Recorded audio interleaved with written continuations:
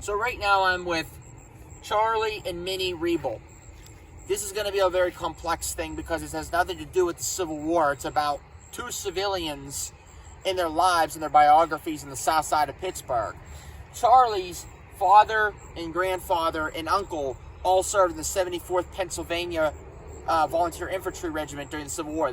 He was 100% German and she was 100% German. But here's the thing about them. He was German Lutheran and she was German Catholic. His ancestors were Lutherans, or aka Protestants, and they were Catholics. Now, it is a very common thing back in the day with the assimilation and the diversity of the religions coming together. And many Yins probably aren't going to understand this because you're not, you're not like me. You weren't raised in the environment where this was talked about. But it's very common for me to hear, oh, Germans being Catholic or Lutheran, or Irish being Catholic or Protestant. Ooh. But that was very common back then. Even with ethnic similarities, even with German ethnic similarities, ethnically the same, but religiously different. Now, Charlie and Minnie were both born and raised in the south side of Pittsburgh by German ancestors. Her father was from Germany and his parents were from Germany. 100% German each side, but religiously different. But they still came together. The families didn't approve of it because even though the Catholic Church and the Protestant Church, or the Lutheran Church, those are two different churches, two different people, two different religious beliefs. But regardless, they got married.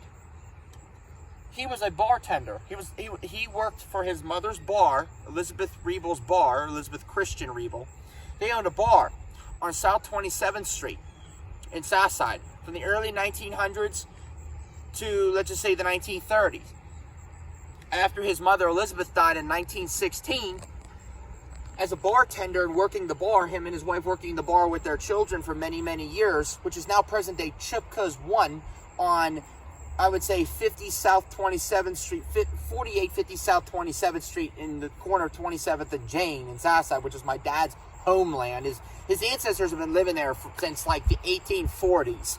So that part of Southside is so sentimental to my dad's side of the family. Now, Charlie and Minnie here, they took over the bar after Elizabeth's death. Now, Elizabeth and him and her didn't really get along. She was the matriarch. She kind of called the shots. Charlie and Minnie did all the work from the 1900s to the 1930s at the bar. The bar was called Riebel's. And Charlie and Minnie had turtle soup, sandwiches. They cooked home-cooked meals while serving alcohol. And during the 1920s and 30s, during Prohibition from 1920 to 1933, Charlie and Minnie still served alcohol under the table. They were anti-prohibitionists. They didn't believe that the government had a right to tell hardworking American families, oh, you can't sell liquor, you can't sell booze to hardworking steel mill workers from J&L, from the neighborhood. It's ridiculous. So they still made bathtub gin. They still had harbored liquor and beer. But then in 1924, federal prohibition officers came down to Southside and got leaks that Charlie and Minnie were serving alcohol under the table and breaking the Volstead Act. Ooh. Now, to give a wee bit of background about the Volstead Act and prohibition in general, it was a Protestant excuse to discriminate and to basically hurt Catholic immigrant families who were in the bar business and who depended on bars and saloons to make money and to prosper and to get a foothold into the American economy.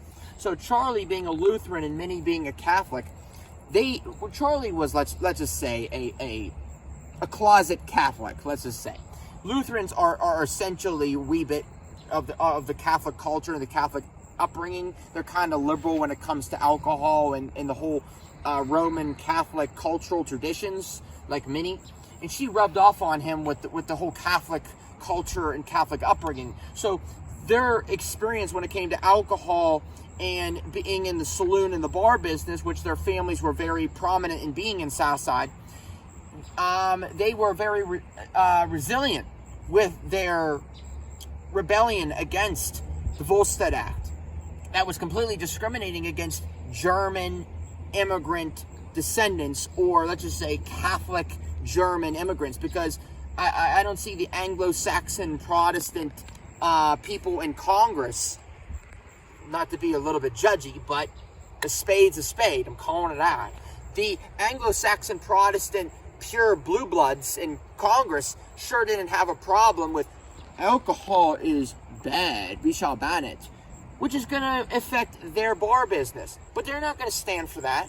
Even though they were busted in 1924, they still didn't quit their under-the-table black market alcohol distribution. And when the Volstead Act ended, thank God, and Prohibition was lifted, and the Catholic families of America were able to basically prosper again and live in freedom as Americans, as they should have been the whole time. He died in 1936, and she died in 1941. And the bar business, Riebel's Bar, was then later sold after her death. After his death, probably in the late 30s.